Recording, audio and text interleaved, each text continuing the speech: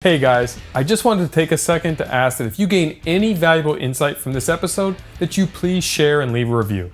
We truly appreciate all the support and would love your help to spread the word. Enjoy the episode. I was making pretty good money, but deep down, I just knew like that's not what I was supposed to be doing, or that's not where I was supposed to be. I grew up wanting to be an NFL quarterback for 20 years, like from 5 to 25. I wanted to be well, God's plan wasn't for me to be the quarterback. It was to help the quarterback be successful.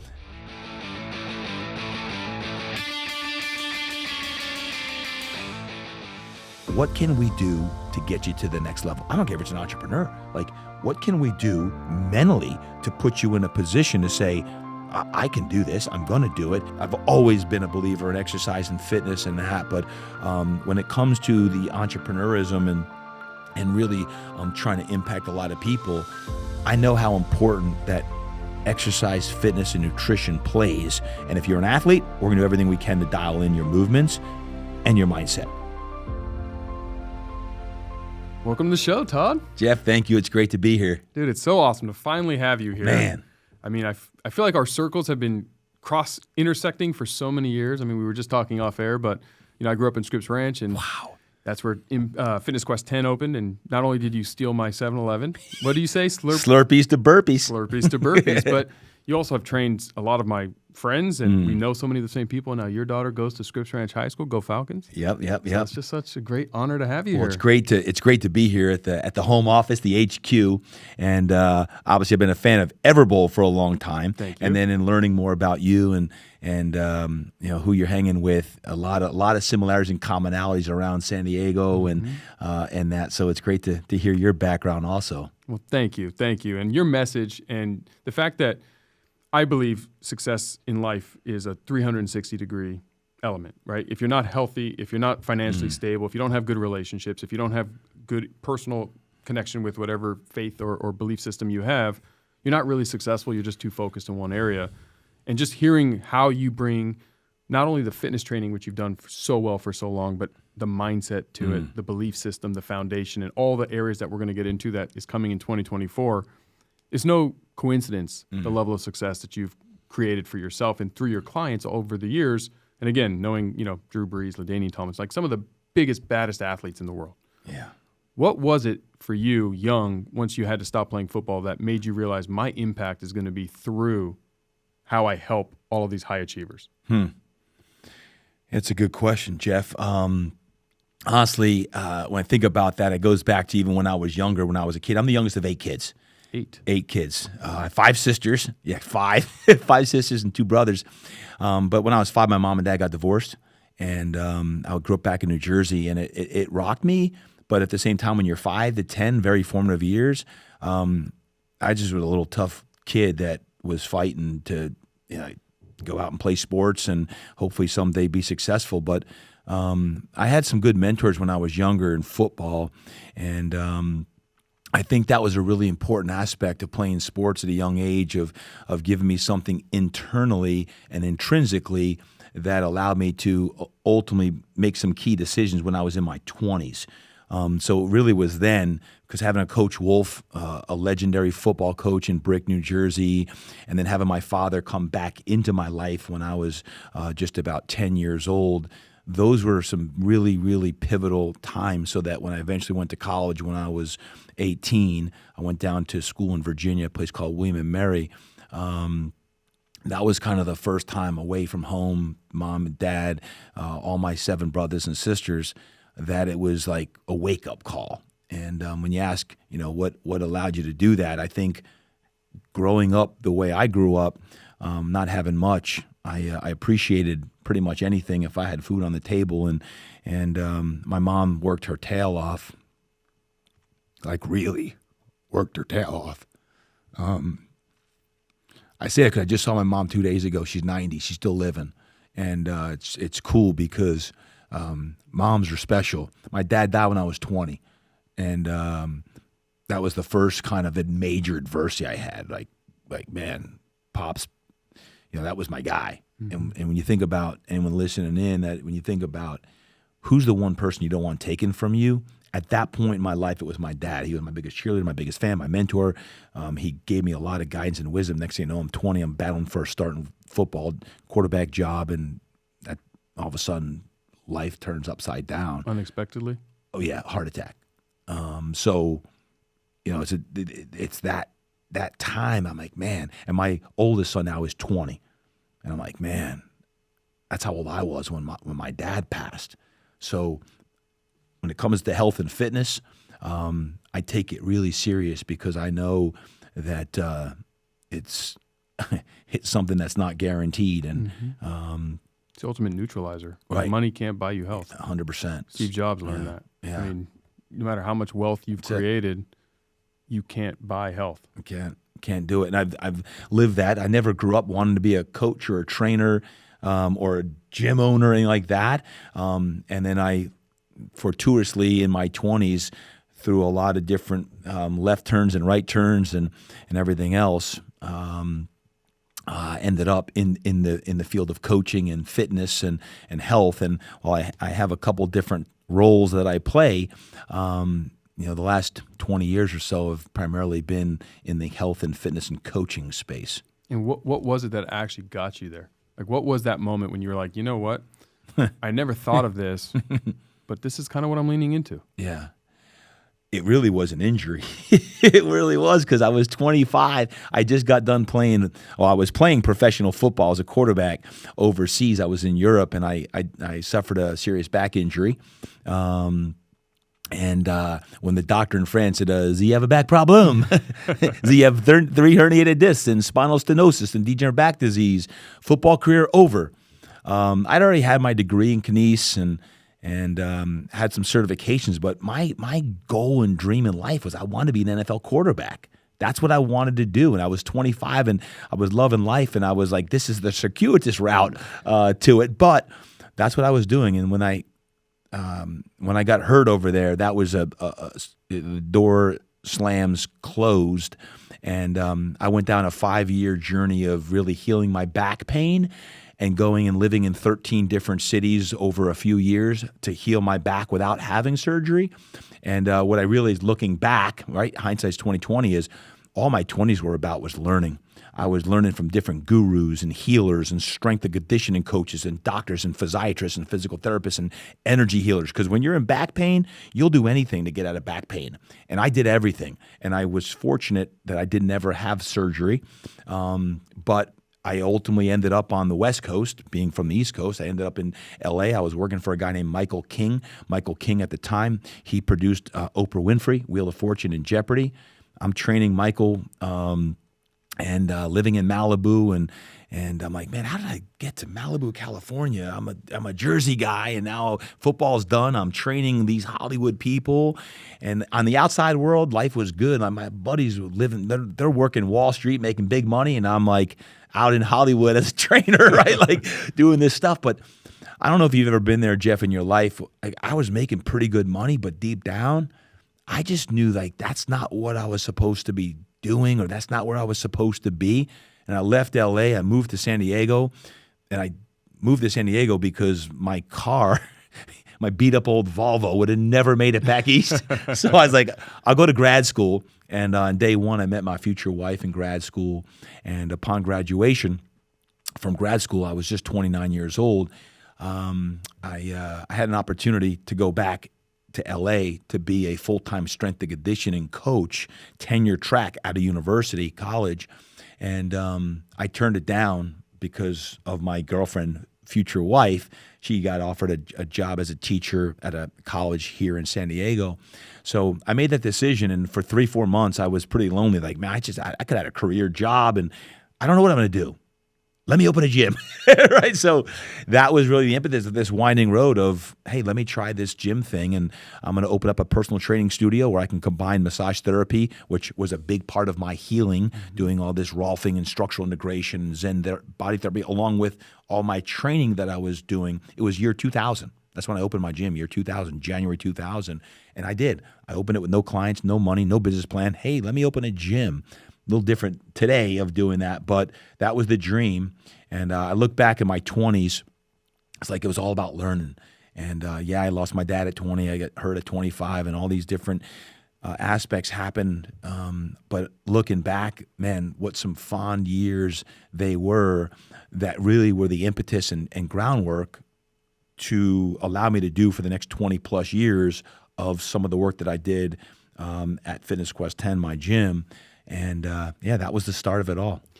During your 20s, going through those big life milestones or life events that were catastrophic, losing your father, obviously you were probably in a lot of low places during those 10 years. The thing I know about you today is how strong you are mentally. Yeah. How did you deal from the mindset side while you were going through that decade? Not going to the shame, blame, pity, victim, could have done all these things. I'm sure there were moments, but how did you get out of it? How did you stay mentally tough and build the foundation of who you are today and what you teach today?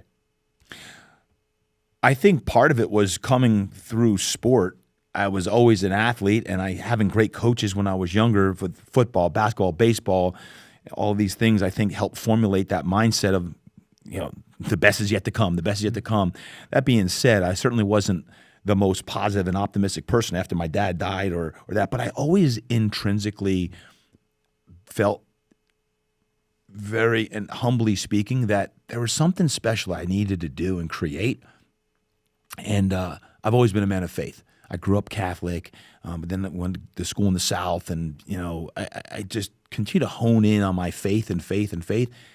In my 20s, my faith deepened after me questioning a lot. After my dad died and questioning, like, God, how can you take my father? And a lot of going to, one of the pastors who mentored me during that time, my faith deepened and it deepened. So I think one of it is just my faith became stronger and stronger in my 20s. And that was a huge part of allowing me to navigate some of the toughest times. Because, listen, when you're going through tough times, whether you're a faith or not a faith, it's still a hard time. But it definitely kept me positive and was the ground. It was the foundational groundwork that was important to know that life's not over. As long as the sun's coming up, man, I got a shot to keep going. Mm-hmm. And I felt like while I didn't know exactly what I was going to be doing yet, I needed to keep going. And the one thing I'll say is, I don't know if any of your listeners ever do this, and I don't know, Jeff, if you've gone through this, but in my 20s, on the outside world, it looked great. I'm training, I'm playing pro football in my early 20s, and I'm living in LA and Malibu. But on the outside world, like, all my buddies were making big money on Wall Street. And I'm like not making that much money in the beginning. Like, I'm like, yeah, the outside world looks good, but I'm like, until I got rolling, it could be a little bit of an empty world. But I never put my value or any of that in how much money I was making. It was always about, am I happy? Am I on the right track? My 20s, I guess I was a little bit delayed in the fact that it wasn't like, hey, I need to make X amount of dollars. It was really, I got to find my bliss. I got to find and trust, like, the path that I'm on is going to lead me to tap into the gifts that I believe I have. And I didn't know what they were. Really didn't know what they were. But looking back, with many jobs, many roles, many responsibilities, it ultimately took me to San Diego to meet my future wife, to open up my gym, and even where I'm at today with all the different things I'm doing. That was kind of the impetus. Again, stem back all the way to the youngest of 8 kids, and mom and dad getting divorced, to who I am today as a man. Obviously, being the youngest of 8 can't be easy. I mean, I was the youngest of 2, and I always felt like the youngest always gets the bad rap. It's like, oh, you get the hand-me-downs. You do. Your milestones have already been seen once by your siblings, so your parents aren't as excied. Like, oh, hey, good job, whoops. Jeff. Yeah, whoops. Seen that before. But she's doing this or he's doing this. The youngest of 8. I mean, and obviously having a single parent. I mean, did you kind of have to raise yourself during your teenage years? Not saying your mom wasn't there, but she had to work multiple jobs. She had 7 siblings. Yeah. I never felt like that, that's for sure. My mom is the most loving person I know. And again, she just turned 90, and she is talk about mindset. She is a strong woman. And is she here in San Diego? She's in Florida. I just got back from Florida. My daughter had a lacrosse game down there, but lacrosse tournament. And when I look at my mom now, I see such strength. I mean, she was the one who's making meals, every meal, doing laundry, every night of football and basketball and baseball and soccer, like all these things, and putting food on the table. And, going through that, I had a lot of love. I think back, and that's what I'm most reflective of between my mom and my sisters. I also had great coaches. Yep. And that's where the importance of coaching comes in, because in all the sports, in 11 varsity letters and this stuff, and I had great coaches who poured into me, and they must have known my situation because I didn't like to talk about it because I was embarrassed. I was the lunch ticket kid. Like, I don't know if you know what lunch tickets are, but I was the poor kid that had lunch tickets, and I'd hand it to the lunch ticket lady to make sure my friends couldn't see it. I'd be turning my head and hand it to them because I didn't want them to know I was the poor kid. But yeah, that's, I think, part of what makes me who I am today, and as part of my upbringing, is I never felt like it was anything different. It was just, man, I had a lot of love around me and a lot of support. My coaches and my family were really important in that. Yeah. I mean, the love that you get outside of the house is just as important. Yeah. Especially for, I was a boy, so I don't know if it's the same for young girls. I'm sure it is. But you spend a lot of time when you play sports on those teams. That's right. Yeah. And those coaches and all coaches can really impact the youth. Huge. They don't always understand that impact. Yeah. Some of them do, and they take it seriously, but others don't realize that level of impact that they are helping to create the human being that will come from their time with these young men and women.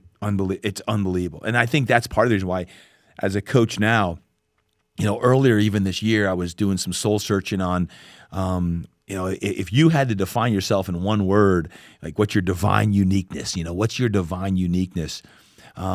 If you could say in one or two words, like what is it that you, in my 20s, I wouldn't have been able to answer that in my 20s and 30s, I don't think, because I had a lot. But if there's one word for me, it's coach. Mm-hmm. And I coach in a lot of different realms now. Physically, I'm still training athletes, but as a life coach and coaching my kids, like I have 3 kids, and everything, I think it is because of who I was around when I was younger. I always had coaches in my life.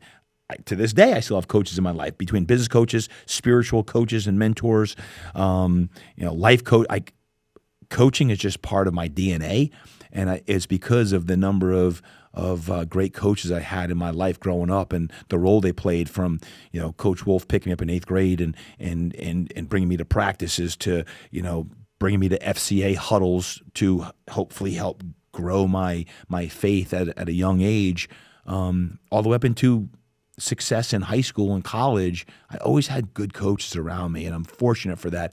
I think it was just, for me, that was God's plan to, hey, someday you're going to be a coach, and whether it's in this business or that business or this business, but all the quote business that I'm involved with, I'm a coach. I mean, that's what I do. When I speak now, I'm a coach who speaks. Yep. Right. And I'm a coach who leads my businesses. I'm a coach. So to me, the divine uniqueness, I'm a coach. That's what I do. Well, and I love that, because we've talked on this show, for those listening, you've heard, when Tim Grover was here, and Bedros and all the other previous guests, everyone who is extremely successful I know has some coach. Yeah. And even the people I don't know, whether you're Kobe Bryant, Drew Brees, they all had coaches. That's it. Doesn't mean they can do the job better than you, but they can give you perspective and help shape and guide and be perspective, and even sometimes just ask you the tough questions. That's right. And force you to have that internal dialogue that's going to get you to where you need to go.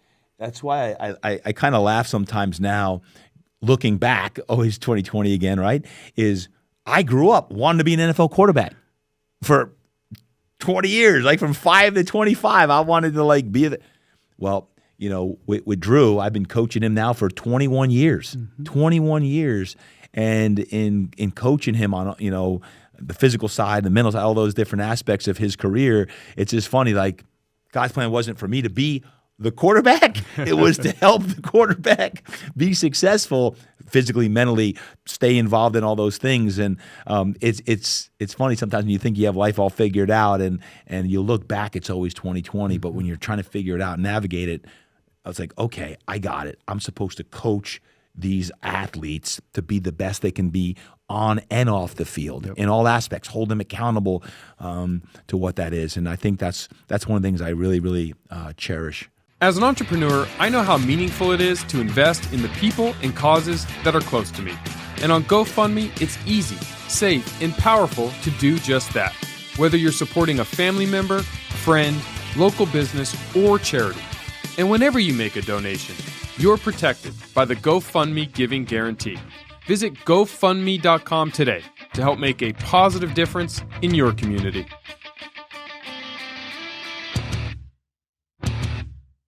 Hey, fitness fans, ready to crush your fitness goals? Make your move to EOS Fitness, where becoming a member starts at just $9.99 a month. Gyms are open 24/7 and packed with the latest gym equipment to keep your workouts fresh. What are you waiting for? Give them a call, drop by, or hit up jefffenster.com/EOS to join. EOS Fitness. Better gym, better price. Now, let's get after those goals. So I'm really curious because you were very, I don't want to say inexperienced, but you opened your first gym. Yep. You didn't have a ton of gym experience. None. And yet, none. An NFL quarterback named Drew Brees bet on you. There has to be some reason, something that triggered that relationship, the catalyst that said, you know what? Because I asked Tim the same question about Michael Jordan, when he tells that story. Yep. That everyone else said no. But Michael wanted to do things differently. What was it that Drew saw in you or you saw that you were able to offer Drew that this relationship got started and there was that bet? Because an NFL quarterback can probably get access to quite a lot of coaches. Yeah. And yet, well, it's funny. Quest 10. It's funny because I first saw Drew when he just got drafted by the Chargers, San Diego Chargers. He was with his wife, then girlfriend, Brittany. Yep. They were at the airport, and I was at the airport. It was like year 2000. Like I hadn't trained him yet. And he's coming frolicking through the airport, holding Brittany's hand. They're like 21 years old. Right now is 30. And they're frolicking through. I'm like, there's Drew. And I was going to say something to him. I was like, nah, I'll leave the guy alone. Like, whatever. The way I got to know him and become his coach is kind of a crazy story. Again, call it what you want. For me, you have these different God winks or moments in time. There's a guy named Vaughn Parker. Vaughn was the left tackle for the San Diego Chargers. His wife trained Pilates. We had Pilates at the gym. A year into the gym, this gal comes in. She's like, hey, my husband has a bad back. Can you work with him? I'm like, sure, I'll work with anybody. I was trying to make the business work. I didn't know her husband was Vaughn Parker. Mm-hmm. Vaughn Parker, 6'6", 320. He comes through the door. I mean, he's massive. And he comes in. I'm like, what does this guy do? And he's the left tackle. He comes in for massage therapy. I'm doing body work on his hips. So I'm on his hips because remember, my football career ended to a back injury. Mm-hmm. Vaughn Parker has a back injury. I'm working on the same side that hit me. Your psoas, your psoas is your hip flexor muscle. So I'm working on his psoas, his hip rotators, all things that he's like, oh my God, this is amazing. And as I'm working on him, I hear this splintering. I'm like, man, this back, I've never heard a back splinter before. He's like, oh my God, that feels amazing. So he's like, this is great. I'm hearing this splintering get louder and louder.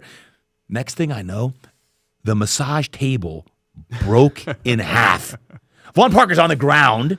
And I'm like, oh my God, my first pro athlete I've ever worked with, I just split the table in half. He's like, what just happened, TD? I'm like, I'm not sure. But I'm like, I can't stop the session. So I had just watched, show my age here, a VHS tape of someone doing Thai massage. Now, Thai massage, a lot of flexibility, mobility. I take off my shoes. I start walking on Vaughn Parker's back. I'm in his glutes, his piriformis, and I'm doing his work. He's like, this is amazing. I'm like, I've been studying it, right? We got this. Figure it out when things go astray. So I'm working on him. He's on the ground. He's like, when I'm all done, I'm sweating like a horse. And he's like, TD, that was really amazing work. Could you come down to the San Diego Chargers team room on Mondays after the game and do work like that on me and some of the guys? I'm like, absolutely. That next Monday, I'm at the Chargers doing work. And that's how I came in touch with Drew and LaDainian. Mm-hmm. So I'm doing work. LaDainian, although I never worked on LaDainian at the San Diego Chargers facility, he's like, hey, I understand you do some functional fitness. He called it functional fitness work. Can I work with you when the season ends? I said, absolutely. Here's my number. Remember, cell phones didn't exist in year 2001 and 2. Pagers did. Pagers did, right? That's exactly right. And he called me up the day after the season was over. LaDainian, first round pick, San Diego Chargers, calls me up. He's like, I need to get in. I'm like, when do you want to start? Tomorrow. I'm like, shoot. It was his first year, rookie year, did really well. Next thing, he comes in, and I start training LaDainian. 3 weeks later, he brings his quarterback in, Drew Brees.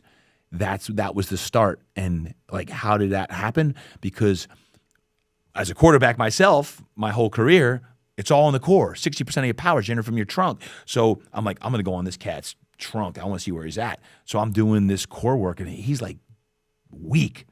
I'm like, Drew, your core, we can make a lot of progress in your throwing because your core, especially in your rotary torso and doing all this rotation work on the BOSU, side ups, it's not where it needs to be. Massive room for improvement here. Light bulb moment went off for him, just like it went off for LaDainian in a balance exercise I did with him. And that was the start of it. It was trust. He trusted me right away. And I was nervous as heck working with those guys because, like you said, I'm a young guy, green as green gets. Even though I came from an athlete background, I never trained any athletes, let alone pro athletes. I mean, I didn't have a lot of athletes in my stable. It was everyday Tom, Dick, and Harry's that were coming in. Next thing I know, I have LaDainian, then Drew. And in the athlete world, as you probably know, it's so much word of mouth. And, both LaDainian and Drew, they ran hard together for 9 years training. And, a few years later, LaDainian became the NFL MVP in 2006. And his running mate, Drew Brees, was the same year he blew out his shoulder. The year before, he was the NFL MVP runner-up. So LaDainian and Drew were 1 and 2 in 2006, and the rest is history from there. It was all word of mouth. And to set the stage, since I was a high school kid in 2000 when you opened Fitness Quest 10 and would always go visit my parents in Scripps Ranch, Todd's gym, for those of you who are saying, yeah, but I can't build the greatest gym ever. Let me give you some serious things. To this day at Fitness Quest 10, they are running in the parking lot. I am watching them train inside his facility, which is awesome. But when they need more space, they go into the parking lot. Yeah. And they're doing burpees. They're doing. They're pushing the tire. I mean, I watch and have watched over the last 20 years how you didn't let lack of resources not create an environment for you to perform. And now it's even cooler. But back then, they have 2 facilities in the same shopping center because it wasn't big enough. So it built off of itself. And what you also said without saying is, you said yes to a woman who you didn't know or value. Can I work on her husband? Of course I can. Yep. I don't need to know that you're an NFL player. I didn't chase that. I chased making friends and delivering value to as many humans as I can. And from that, opportunities fall. Yeah. No, 100% right, Jeff. I mean, by the way, we didn't have a second facility until 6 years after. And the first one was 2,000 square feet. Upstairs. Carpet on the floor, refurbished equipment. But I always said, I could train you in a parking lot. It was never about the equipment. It was never about the carpet, the flooring, or anything else. It was, if I'm going to connect with you, I'll change your life. That was my mindset. It wasn't like I'm going to say that, but I'm like, if I have the opportunity to work with you, and it didn't matter if you're Donna Dickinson, the at the time 65-year-old woman who wants to play tennis, if it was Carter Pease, Daryl Wenhart, or LaDainian Tomlinson, or Drew Brees, put me in a parking lot, and we'll get better. And that was always that mindset of, we don't need the prettiest or the best stuff or that. It was 2,000 square feet, carpet, refurbished equipment, and let's get better. Yep. And LaDainian space, when you MVP, and Drew, we trained in pretty much like an 8x8 space. We didn't even really use a lot of equipment per se, other than some like BOSUs and functional equipment. We didn't use all the steel that we have today, but it was more about, we're going to get better, and we did. Well, and you were also, you say functional fitness, but you were really ahead of the curve because we didn't have YouTube back then. We didn't have really the internet. So to learn all these things, I was playing football in 2000 and 2001 in high school trying to figure out how I could get better. And you don't have the resources today that you do, but you brought functional fitness. And one of my favorite LaDainian Tomlinson stories is that his mom made him do ballet. Yeah. And that footwork obviously is shown in how amazing he was on the football field. But you brought that to your training. That was kind of a little bit revolutionary. I mean, I'm sure there were other pockets and people doing that, but there wasn't like a YouTube thing where everyone can learn it. So you had to bring that, and I think that approach is also applicable to the mind. Yeah. Because you have to believe that. I used to think, man, I wish I knew when I was playing what I'm actually teaching. Right? Because you think about when I was playing, like 10 years prior to that, it was squat, lunge, bench, lat pull, tricep press down, bicep curl, and go hard and heavy. That's right. Like, so as a quarterback, I'm a rotational athlete, but everything was trained linearly. So I'm like, okay, This doesn't make sense. I want to be strong with all those moves, but we better train with rotation. We better train diagonally. So I just started thinking like, okay, let's look at the movement of a quarterback. Now it's accepted that that's how you do it, obviously. But back then it was definitely at the forefront of how to train a rotational athlete, I'll say, between pitchers and any throwing athlete. It doesn't matter what sport. But yeah, it was definitely ahead of the curve. And even now, you're always pushing the envelope. And even now with the athletes I work with, between football, baseball, basketball, the different ones, it's what can we do to get you to the next level? I don't care if it's an entrepreneur. Like, what can we do mentally to put you in a position to say, I can do this. I'm going to do it. Because I do believe that physically, when you're in the best shape of your life, when you feel strong, there's a big crossover physically into performance in the boardroom, in the business room. I don't care if the boardroom, the business room is a field or it's actually a boardroom, literally like how you think. And that's the biggest growth I've made in the last 20 years is I've always been a believer in exercise and fitness and that. But when it comes to the entrepreneurism and really trying to impact a lot of people, I know how important that exercise, fitness, and nutrition plays. And if you're an athlete, we're going to do everything we can to dial in your movements and your mindset. Yep. Right. So that's still what I do. and that was your first book, Impact Body Plan. Impact Body Plan, which is a bestseller. Thank you. And one of 4. Yeah. And I don't know if we can mention. We're working on 2024 is going to be big. I'll just say that 2024 is going to be big. What I think you bring and why you speak nationally, why you have your podcast, why you're known as a coach in all walks of life is because you do talk about the mind. And whether you're an entrepreneur or an athlete, I agree with you. If you're not taking care of your health and your wellness and you're not looking at the nutrition and how you move your body, you're going to have pain and things that distract you in the boardroom. Yep. Because most of us are not professional athletes, 100%. Right? And most of us have careers post, like we talk about Drew. Correct. I do a lot of business with Drew. Drew's involved in so much business today. He's not on a football field anymore, but he still brings it. He sure does. He brings it. I didn't get to see him in the locker room, but I'm assuming he still brings that same level of dedication that he did on the field. It starts with taking care of yourself. For those of entrepreneurs who are sitting here saying, yeah, but I'm working 100-hour weeks trying to make my business work. I don't have time to focus on my physical fitness. I don't have, I'm a single parent or 2 parents struggling to pay their bills while get their side hustle going, while being a present parent. How do you coach them or advise them to carve that out, to realize that you have to take some time to be selfish about your body, because without it, you're going to break down? Yeah. 2 things. And first, I want to mention something you just said about Drew, because Drew now, as a businessman, is the same as what he was when he was playing. I've been with him for the majority of his career of 20 years. He brought the best out in everyone. When he was training with LaDainian or Sproles or Ertz or Gerald McCoy or Chase Daniel, all the guys, he made every session better because he was in that. Like, it was crazy. If Drew was there, the session was going up. And it wasn't just because my intensity was up. Drew brought that intensity and heat and presence, and he always has.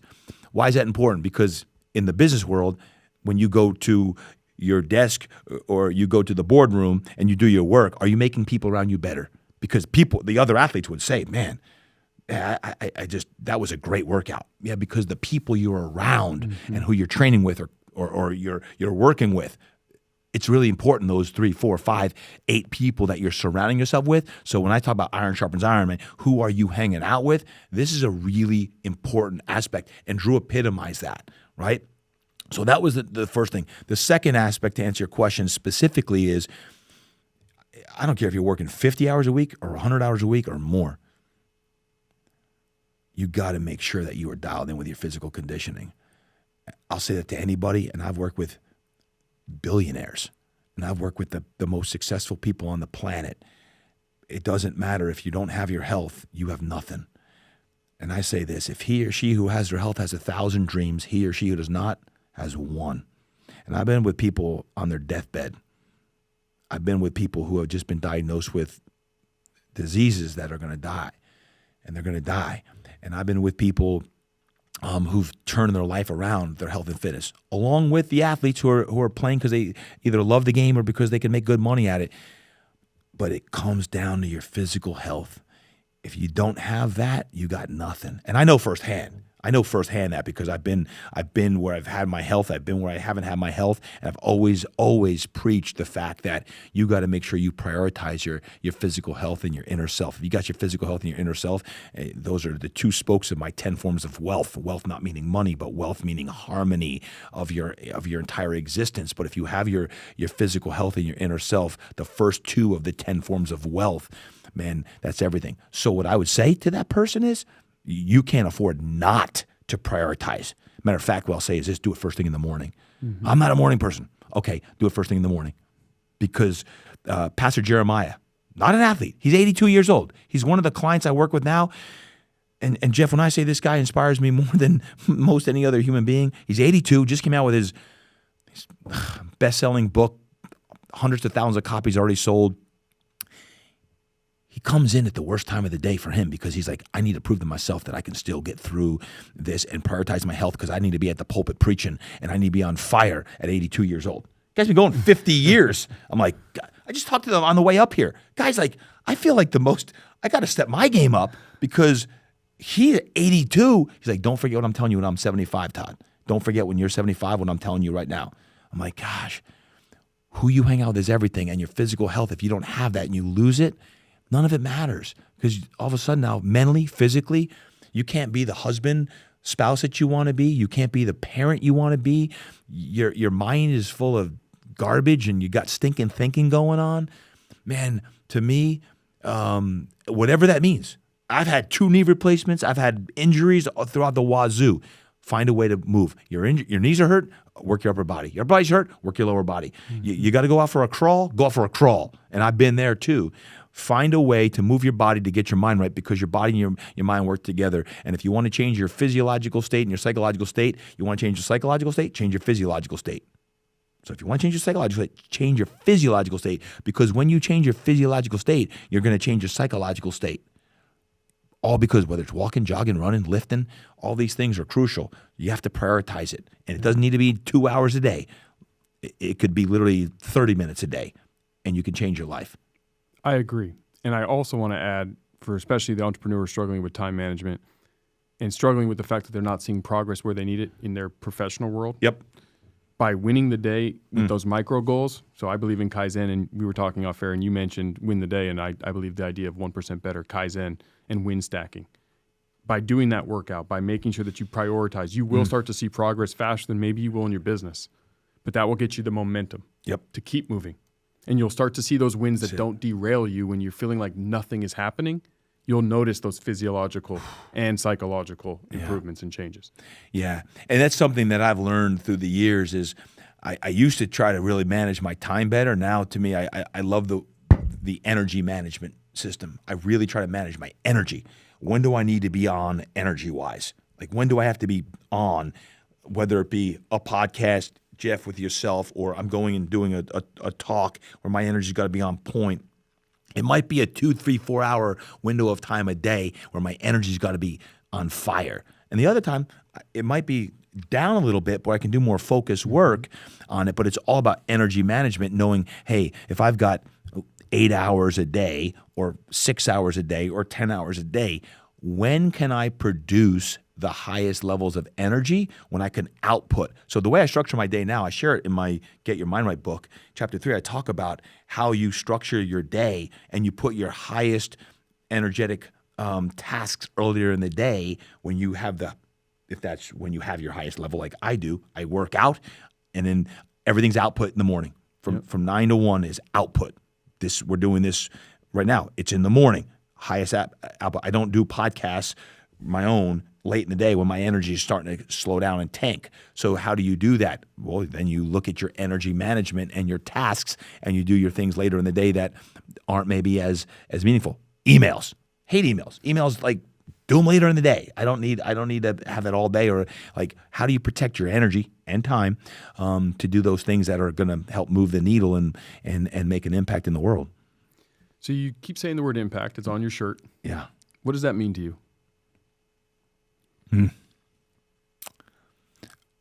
It's become a way of life for me. I wrote the Impact Body Plan in 2010. don't even really know. It wasn't a brand. It wasn't my soul. But when I went to publish the book and they told me it wasn't called the Impact Body Plan and they told me it was called something else, I said, no, it's called the Impact Body Plan. Like, sorry, we don't think it's going to be the case. And I said, okay, I don't want the book. They said, what? The Impact Body Plan came out, and over the last 13 years since it came out, it has become my way of life and everything I do. It stands, there's an acronym: live inspired, master your craft, so play at world class, take action, condition for greatness, and be tenacious.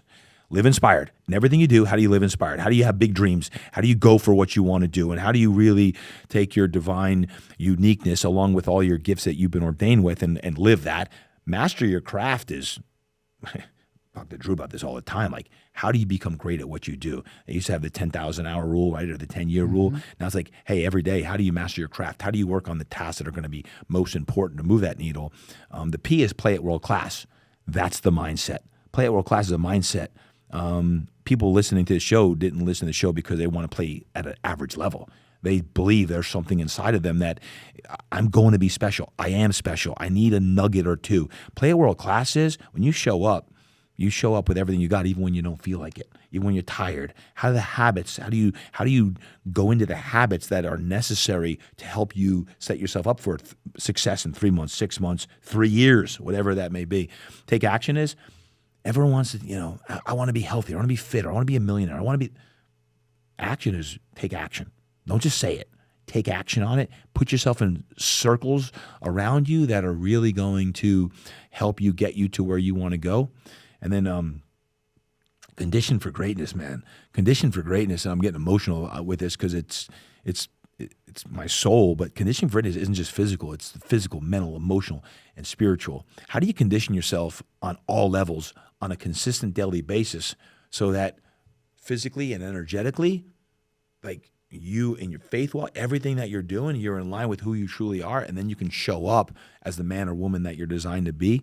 So conditioning for greatness. And the T is tenacity. It's energy, fervor, spirit. It's showing up with energy of like, hey, he's different, she's different, because you have habits that allow you to do that. So to me, impact has become a way of life. Everything I do is impact. And a lot of my programs, my impact coaching, life coaching, it's impact. It just becomes something that's been part of my DNA since 2010. And it'll be on my grave someday. Yeah. Well, and what I love about it is that's your success formula. That is your core values. That is your roadmap. When you're not sure what you're doing in your next venture, your next project, you lean on impact. Amen. And for those watching, we talk about success formula over and over and over again. And someone with your level of success who have trained some of the world's greatest athletes, from Olympians to professional football players, building a world-class gym that you got to exit, speaking on stages all over the country, 4-time best-selling author, a podcast that's badass where you inspire and help. If you're wondering, well, how can he do it? Impact. That's the formula that you follow. And what I love about it is it's on your chest. Because I talk about formulas all the time. I think success is formulaic. And I think the people who aren't successful yet haven't figured out their formula. And I always say, if you don't have one, steal one until you make it your own. Preach. Right? You can work with a coach like you and get that coaching. You'll train me on how to live my life with impact. That's it. And now all of a sudden, your formula is my formula. And I'm going to get the results. Yep. And that's the common thing that successful people figure out. That's why LaDainian and Drew Brees work with you. That's why billionaires work with you, and entrepreneurs and 82-year-old pastors. Yeah. Right? It's not because they want to be the next LaDainian Tomlinson. That's right. Yeah. That's a trainer. And that's why I love that you didn't say I'm a trainer, because trainers train. Coaches are different. Yeah. Coaching is way more. I almost would rather hear, and what you said from a coach, what we do with moving iron, anyone can do that. We're going to fix and create the best form of you in a 360-degree totality mindset. Yeah, 100%. And that's why I love that. Well, thank you. And I love that it's on your wrists. It's on everywhere. Your shirt. It's everywhere. It's everywhere. Hey, everybody. Looking for great insights? Entrepreneur.com's podcast network is the place for you. Check out podcasts like Problem Solvers and Smart Passive Income for smart advice. Hear true stories on how success happens, financial updates on dirty money, deep dives with behind the review and food trends on restaurant influencers. And don't miss my new show. It's all at entrepreneur.com/listen. Let's start our success journey today. Hey there, it's your host, Jeff Fenster, and I have something very exciting to share with you today. You know, here on the Jeff Fenster Show, we're all about growth, both personally and professionally. Speaking of growth, have you ever heard of Everbowl? As the proud founder of Everbowl, I can tell you firsthand that we're on a mission to help everyone unevolve, to live actively and eat stuff that's been around forever. Imagine stepping back into a world where everything you eat is fresh, nourishing, and packed with nutrients. At Everbowl, we've got you covered with our wide range of superfood bowls. But it's not just about the food. It's about a community of like-minded individuals who are determined to embrace a vibrant, fulfilling lifestyle. Join us on this journey as we redefine what it means to be healthy and active. So if you're ready to unevolve and be the best version of yourself, head over to everbowl.com and check out our menu. I want to talk about something that you told me about that's coming out, that's going to help all entrepreneurs. I believe it's GSD. Yeah. God-Sized Dreams. Yeah.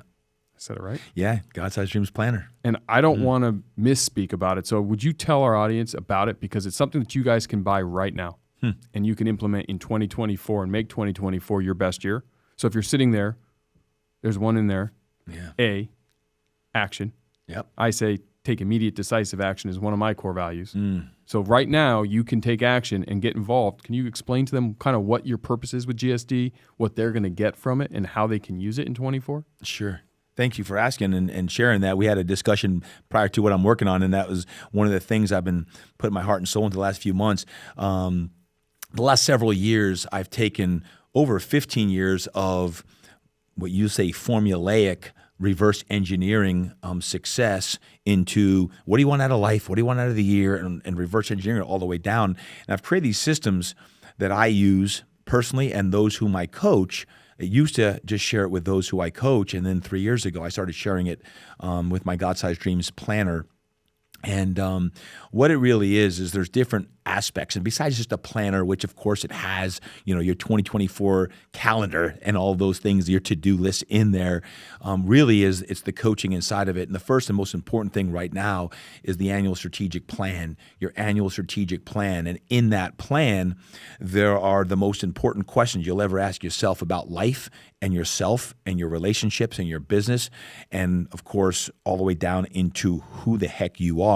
That first aspect is reviewing the past year, and then it goes into creating your most extraordinary year, and then creating your most extraordinary life. And these are big questions. I'll spend several hours in the month of December myself going through these questions. What I advocate in the month of December and early January is someone take somewhere as minimum of 3 to 5 hours in this month to work on these. If you work on them, your year will change. It'll be different because writing creates clarity. Clarity precedes genius. When you take your ideas and put it on paper with some very specific questions about your life and your year and your big 5 for your year and what are you going to create, and you reverse engineer how are you going to create it, who are you going to surround yourself with, and questions that are going to help you do that all the way to the theme of your year. Like, this is the theme of 2024. This is what it is. All the way down, I have 10 sections in that alone. And in it, I actually share some of my deepest writing exercises that if one chooses to do that, these are the deepest coaching exercises that I've used in my own retreats that I host on it. The first 3 sections are mandatory. Everything else is what I call a then some. If you want to do the other 7 sections, great, do it.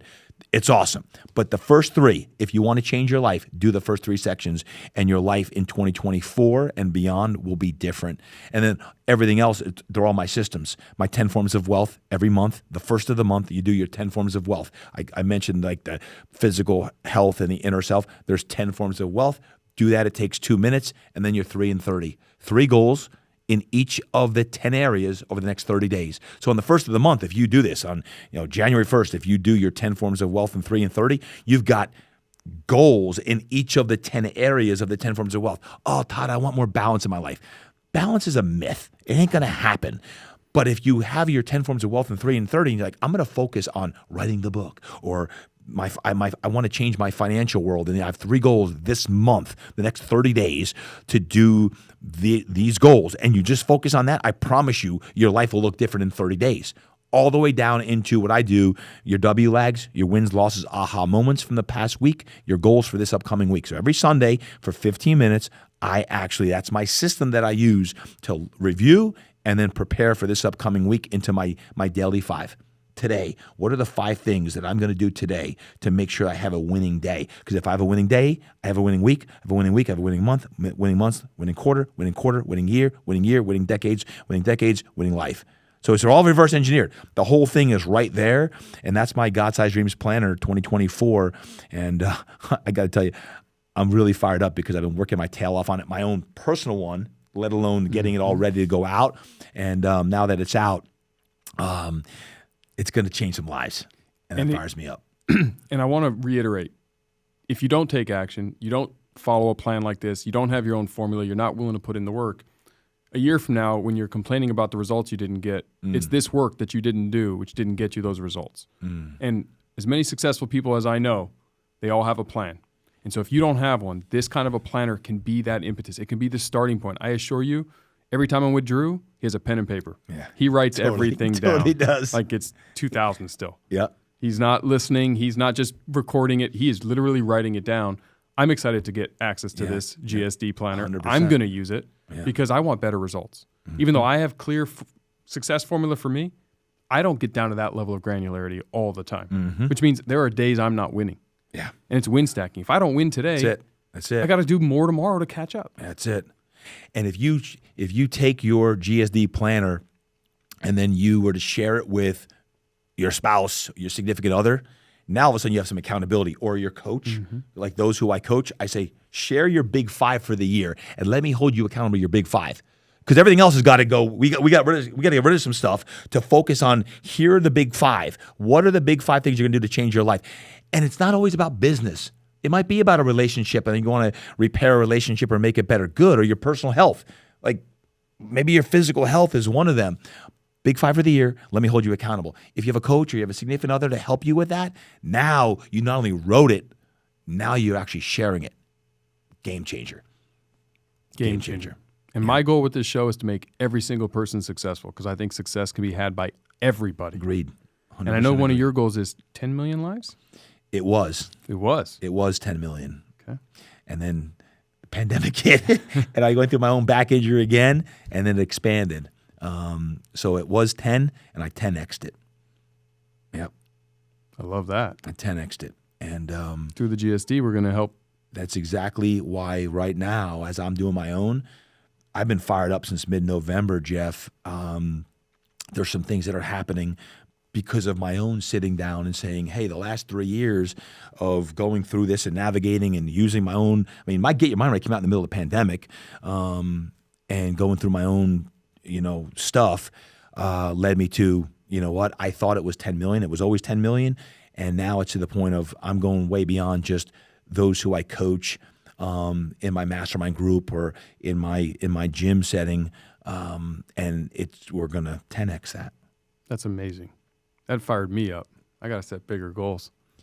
Well, when you hang out with people like you, and all of a sudden you start embracing it. But really, when you hang out with people like you, Jeff, and then you listen to something like this, and then ultimately you gotta what I call tap into the whispers. You have to make sure that you do the soul search inside of you. Like, okay, what am I supposed to do? Like that really come to Jesus moment, like, all right, what am I supposed to do? And you tap into your divine wisdom of, all right, what do you want me to do? And that's when you really got to do some deep work. When you talked about like the GSD planner, it's the deep work that no one loves to do. And less than 10% of people are going to do it.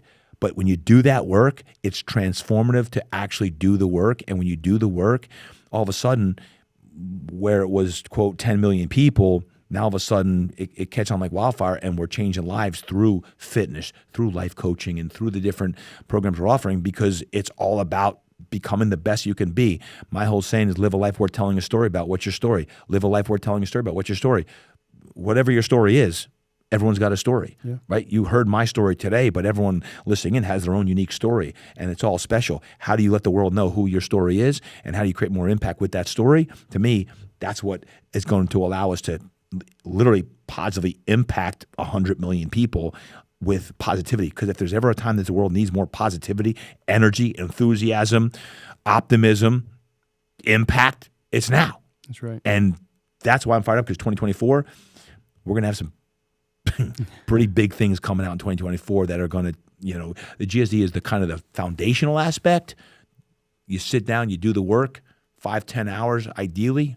I'm telling you, then you set the plan, you focus like heck on that. You put yourself around people that are going to allow you to do that. You get your mind right, and then it's on.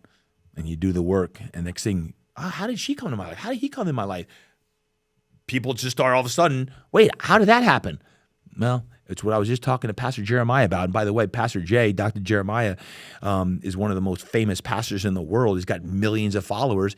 That's why he said, don't forget when you're 75, what I'm just telling you, because this book that he just wrote, it shouldn't be having this kind of success that it's having to the regular mind. But all of a sudden, when it catches fire, next thing you know, it proliferates. He's telling me, hey, in 25 years from now, don't forget what I'm telling you. When you're 75, remember what I told you, because I'll be long gone. That's what he said. And I'm like, man, that guy's firing me up. But listen, you have mentors around you. I don't care how old you are. If you're 20 listening, you're 50 or you're 75. Right? It's all about the wisdom.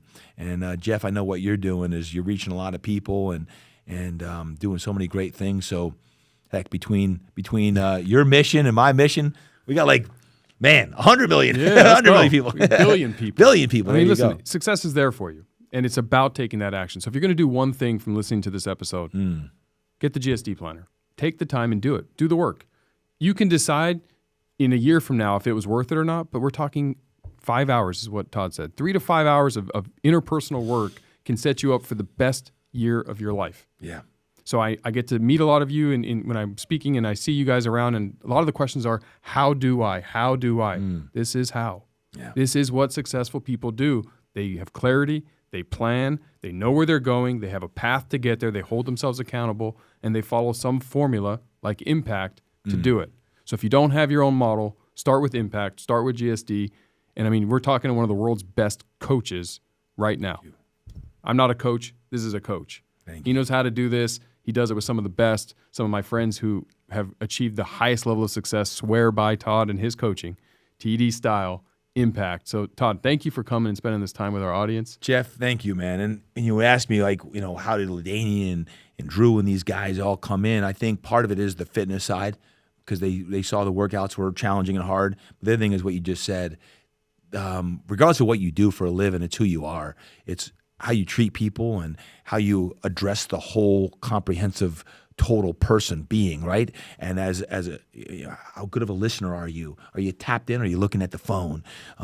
So when you can really hone in and use your interpersonal skills to listen and to glean wisdom from someone like yourself, I think these are like the unwritten rules of how to be successful, things that most people don't ever look at. But when you're listening now, the fact that you made it all the way through this podcast and you're listening in and you're focused, or maybe you're going to go back and re-listen and you're going to take notes in your note section of your phone, and you're like, man, it's filled with stuff and I got to do these 2 or 3 things, or I'm going to write nothing else, your big 5 for the year, and reverse engineer that.